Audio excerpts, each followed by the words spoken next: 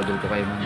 Hello, magandang araw sa inyong lahat at mga kababayan. Isa na naman pong tutorial ang ating gaganapin. Ito na nga ay nagsisimula na ako. Kita nyo naman na sa tagang dami-dami kong mga experience sa mga gawa ay itong pag-blower ay hindi rin basta-basta ito. Nakita nyo naman, sinesessional ko yung gupit niyan at naka-diagonal at 360 degrees na tinatawag nila, pero sa akin simpleng pattern lang Yung mga veterano na talaga. basta naka-layer dapat siya sa tamang Mga gantong buhok. texture ng buhok, magkakapantay sila para pagka tinim nyo ayos siya. Ganda sana kung palaging ganyan, hindi na po fly away. Pero Yung kaya yan, ginawa ko ano lang dito, siya, meron siyang may halong design na mold siya agad. kagad na ano. Layer, pinagsama ko. Pantay. Kaya itong na siya na babae na ito para hindi mga pa doon niya ba? Kaya yung mga gantong gupit ng medyo mga nakikita nila niyo yan na eh. yung form. Hindi na sila nag-ano masyado Tox na para lang yung ginawa ko doon. mahangin sila, Kaya kakayaw-sayaw sila, hindi sila mahalata na hindi mahangin buhok nila. naka-pattern na siya. Kita Pero niyo. pag straight talaga ribbon yung ano nyo ay halata talaga yan. Basic lang pero Konting merong higa lang yan, technique. pulot na kagad yan. na kailangan aralin. Tingnan nyo. Yung dulo medyo tinutupi ko siya. Sa mga hairstylist, alam na yan. Basic na lang yan. Pero sa mga nag-aaral pa, may karagdagan pa. Hindi rin kasi basta-basta yung blower na pagtapos ng hindi makakapaso yan sa lahat. Hindi mo maano yung masyado yung mga basa-basa, kaya kailangan bugahan mo lahat para madaling matuyo. Pero ito naman yung ano ni ma'am, mabilis naman po itong ano, matuyo. Yan na nga, sinimulan ko na i-blower yung likod niya pati para makita ko yung texture. Napakaganda ng resulta nito. Hihintay nga, nakita ng isang lalaki na yung gupit ko sa babae yung ganda.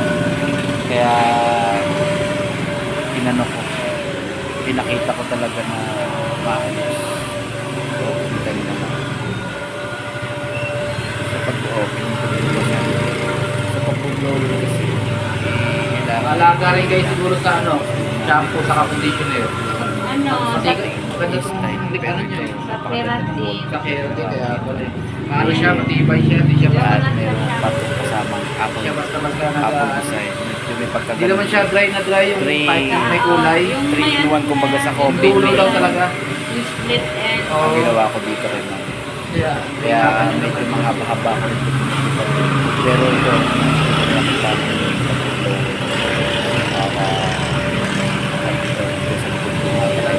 Ito lang para makita yung texture. At di mapakali yung kabila eh. Nagmamali, tinitignan yung sasakyan niya eh. Yung tricycle niya, babiyahe pa kasi yan. Sa customer ko yan, tricycle driver. At hindi ko naman pwedeng madaliin ito kasi gusto ko talaga quality rin ng kahit yung babae na malalaki, bata, matanda. Quality.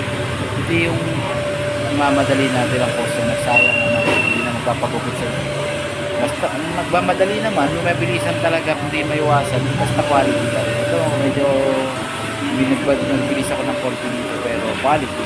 Hindi naman siya tumagal ng mga 30 minutes, mga 25 minutes lang. Di ba? At least 5 minutes ang diniscount ko. Nabawas sa agad. Gamitan ko ng technique yan. Yan. So, nakita ko supply plus yun no, tingnan nyo naman si Momo, laki na Parang ano po ma, parang iba na itsura ni mama.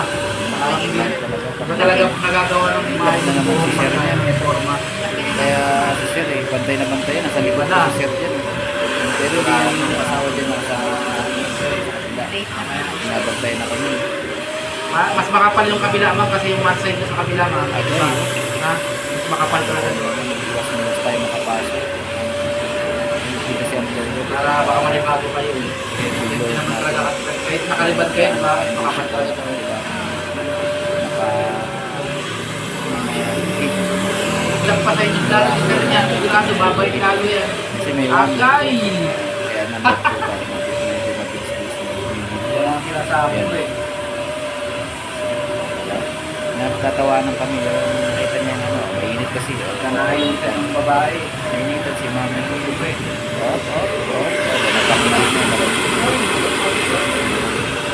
Kita nyo naman.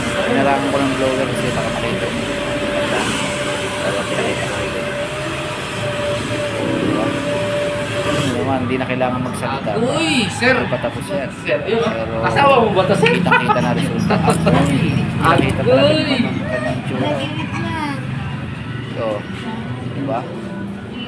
Agay. Oh. Yan si ma'am. Lagay mo sa scrubs. Tindi yan si ma'am. Ano niya mo?